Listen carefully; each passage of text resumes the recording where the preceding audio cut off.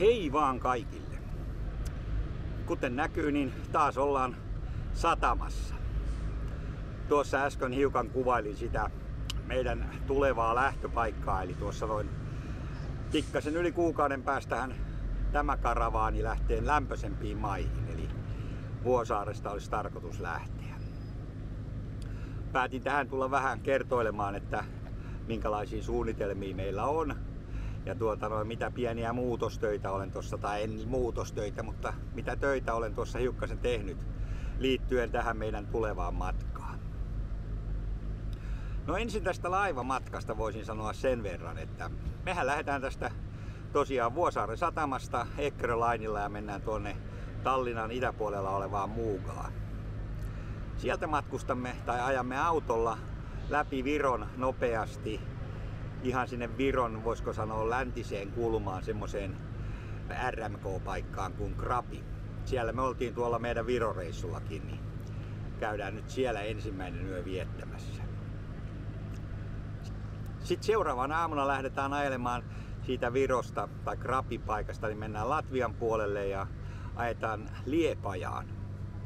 Se on semmonen vilkas satamakaupunki ja sieltä lähtee tämmönen laiva, joka vie meidät sitten tuonne Travemündeen.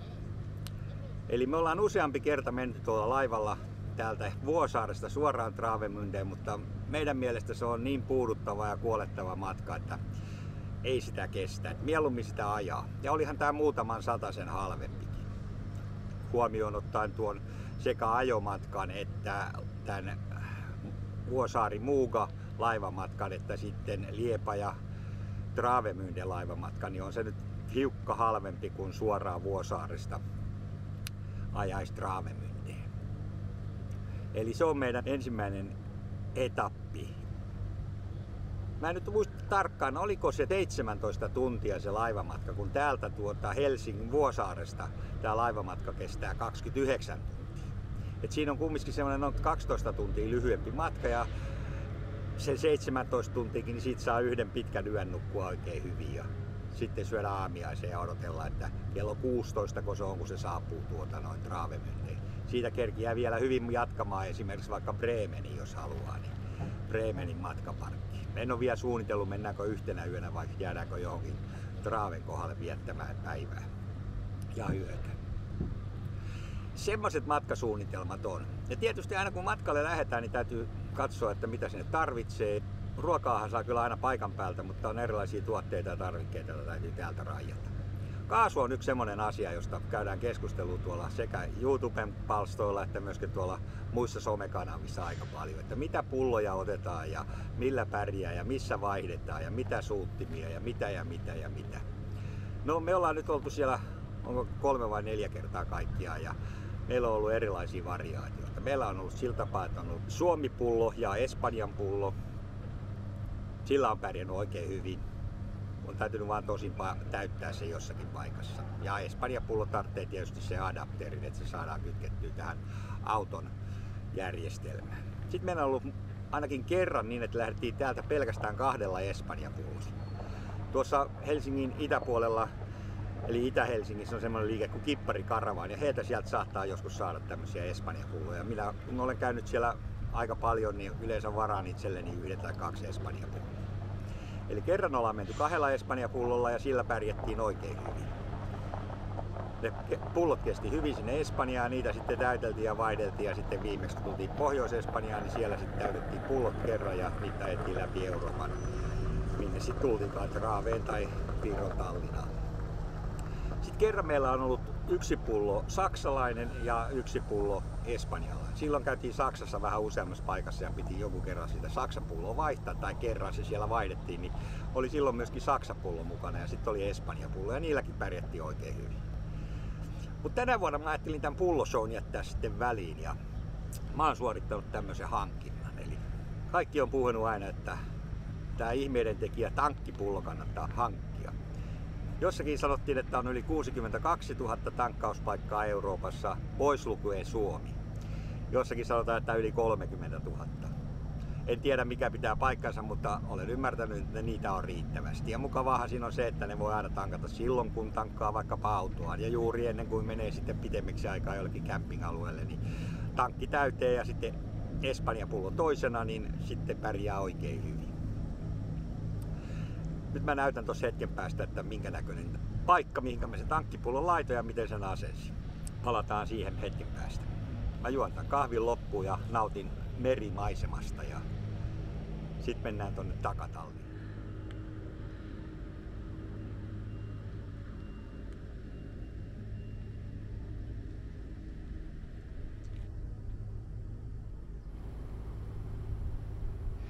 Katsotaan sitten, että millä tavalla mä sen olen asentanut. Sehän on täällä kaasupullokotelossa tietysti tämä meidän tankkipullo. Ja siinä näkyy myöskin nuo tiedot tuosta tankkipullosta. Eli siellä on automaattinen ylitäytön estin. Toimittaja on Kamco. Tuossa on tuollainen lupanumero sille ja kyseessä on LBG. Nyt tämmöiset tiedot laitoin. Minähän ostin tuon kaasupullon Saksasta Oskenilta. Tuli aika äkkiä, kesti muistaakseni 3 päivää ja itse jouduin kyllä sen noutopisteestä hakemaan, kun eivät mukaan olleet saaneet sitä kotiin kuljetettua, mutta tuskin olivat edes yrittäneet. Liian painava heille, eli noille UPSin kuskeille. No, kumminkin se on nyt saatu ja laitettu paikoilleen. Eli tuossa se nyt näkyy. Sen lisäksi, että ostin tuon kaasupullon, ostin tämmöisen täydellisen sarjan, eli siihen kuului myöskin tuonne pullon takana olevat seinään lujasti kiinnitetty metallilevy ja sitten nämä kiinteät pannat. Seinästä läpivienti ja sitten takana on isot prikat ja sillä on se levy kiinni ja sitten tuossa siinä levyssä on kiinni nämä 2 kappaletta pantoja. Ja mitään muita kytkentöjähän tässä ei ole tehty muuta kuin tämä musta johto tästä. Se on kytketty tuohon sisäänmenoon ja sitten sen jälkeen se tulee tänne ja tuohon. Tuosta pisteestä sitten tankataan. Siitä aukeaa läppä ja tuohon lyödään sitten adapteri ja sen mukana sitten tankataan. Erittäin yksinkertainen asennus. Tämä auton sisäinen kaasujärjestelmä on edelleen täysin samanlainen. Siihen ei ole millään tavalla koskettu. Ennen tuo ruskea johto tuossa meni tuossa takana olevaan pulloon, joka oli vaihdettava. Tai sitten tähän edessä olevaan pulloon, joka mulla tällä hetkellä on vielä tuossa maassa. Siihen ei ole millään tavalla koskettu. Ainoa mitä on laitettu niin on tämä letku, joka on liitetty tähän. Sinänsä täysin yksinkertainen, helppo laittaa.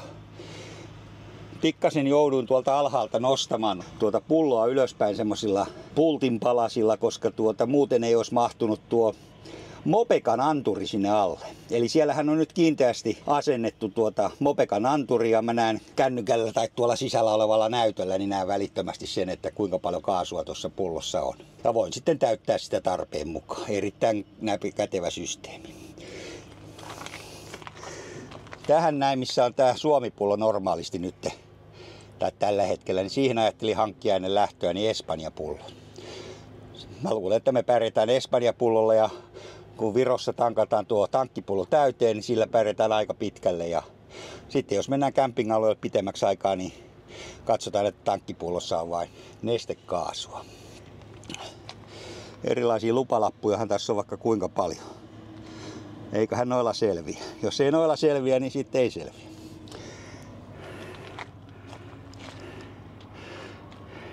Juu, että täytyy sanoa, että ei tuo mikään kovin monimutkainen tuo asennus ole. Tietysti jos rupeisi tekemään jotakin kaasuasennuksia tuonne sisäpuolelle, niin niihin minä en kyllä varmasti ryhtyisi. On ne sellaisia, että siinä on sitten oma henki kyseessä siinä vaiheessa, kun paineenalainen kaasu niin alkaa vuotaa jostakin liittimestä. Että tämmöinen asennus. Tällä kertaa tehtiin näin. Sitten mulla on vielä tuossa, mä näytän kohta mikä toinen asia, joka mun täytyy ratkaista. Olen jo ratkaissut, mutta jonka mä näytän tuosta, miten mä teen tuon meidän ilmatelta kanssa. Se on ollut koko aika vähän liian matalalle asennettu. Mä en tiedä, puuttuuko mun mitasta aikoinaan 5 senttiä tai 10 senttiä, kun mä asensin sitä, koska se ura, katsotaan tuon toiselle puolelle. Tämä ura, jonka tähän asensin, niin se on keulasta noin 5 senttiä, 6 senttiä liian matalalla. Ja silloin tuppaa sen, että tämä telta ei mene auton seinää myöten nätisti, vaan se jää täältä alhaalta sitten semmoisen 5-10 senttiä auki. Ja nyt mä olenkin päättänyt, että mä hommaan tuohon, tai olen hommannut jo tuohon markiisiin. Tuossa markiisin etureunassahan menee semmonen ura. Ja laitetaan siihen kiinni se meidän teltta. Silloin se nousee noin 10 senttiä. Ja sillä pitäisi sitten alkaa toimimaan. Mä näytän kohta, minkä näköinen se ura on mulla. Otin tuossa hiukan tuota markiisia ulos, että voin näyttää ensinnäkin tuon uran tuossa. Eli kaikkihan tietää, että tuossa kulkee tuommoinen ura. Mä hommasin tuolta Saksasta Amazonilta sitten tämmöisen adapteripätkän. Tässä on tällä toisella puolella joku 5,8 vai oliko 5,5 millinen ja sitten tässä toisella puolella on 7 millinen. Ja tämän minä sitten asennan tuohon uraan. Eli asennan sen tuohon uraan näin ja sitten vaan työnnetään se tuosta sisään niin tuolla tavalla. Sen jälkeen markiisit ylös ja siihen tulee sitten tällainen muovi.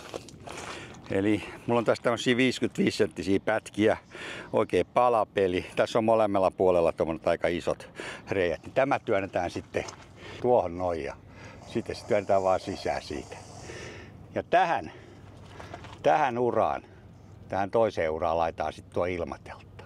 Ja tää kelataan tosiaan takas tonne ylös saakka ja siinä sitten pysyy teltta. Ja se on noin 10 senttiä korkeammalla kuin tää nykyinen tuo alumiinikisko, joka omaa tyhmyyttä asensin sen liian matala. Taisin mitata jossakin montussa sen korkeuden ja etupäähän on aina autossa pikkasen alempana kuin takapää, niin etupäästä sen mitan otin, mutta otin sen sitten väärässä paikassa. Että tällainen asennus oli sitten se toinen asennus. Saadaan teltta sitten paikoille ja saadaan yksi olohuone lisää, kun ollaan pitemmän aikaa paikoillaan. Yksi tuommoinen 2 kuukauden visiitti meillä on yhdellä camping-alueella, mutta siitä kerron sitten jossakin välissä, en vielä. Jees, me jatketaan. Unohdin tuossa vielä näyttää nuo täyttöadapterit, eli tähän toimituspakettiin kuului tällainen adapteripaketti ja siellä on sitten 4 kappaletta adaptereita, joilla pitäisi kuulemma Euroopassa pärjätä. Sen tiedän, että tämä adapteri tässä niin on Saksa. Toi saattaa olla tuossa Espanja, Portugali ja tuossa on sitten jotakin muita. Niitä nyt ei tarvita. Ranskasta en tiedä mikä siellä on, mutta mä luulen, että Ranskassa meidän ei tarvitse tankata. Ei me käydä siellä kaupassakaan. Ne puhuu ihan outoa kieltä. Eikä me olla hirveän innostuneita noista viinitiloista, niin se jää meillä pois. Mutta tämmönen paketti. Adapterisetti. Saksalaista laatua. Ei ole mitään Temu-tuotantoa tällä kertaa.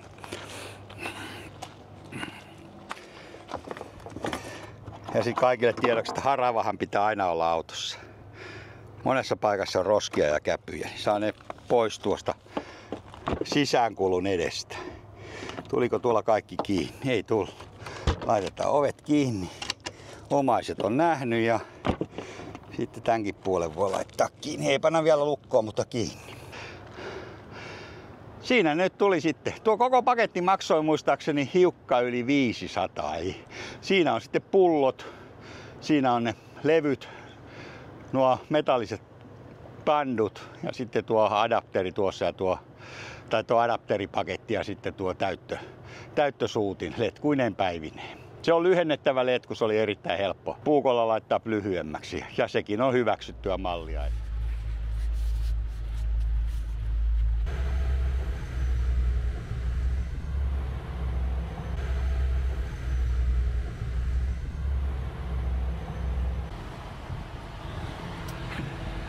Tuolta oikealta saaren takaa, sieltä saapuu Ekerölainen alus. Fincargo. Tuolla aluksella me sitten tulevaisuudessa mennään tuonne Tallinnan puolelle tai Muugan puolelle. Erittäin edullinen, mukava laiva. Ei kestä kuin semmonen muutaman tunnin, niin on taas kovaa maata jalkojen alla. Siinä se tulee.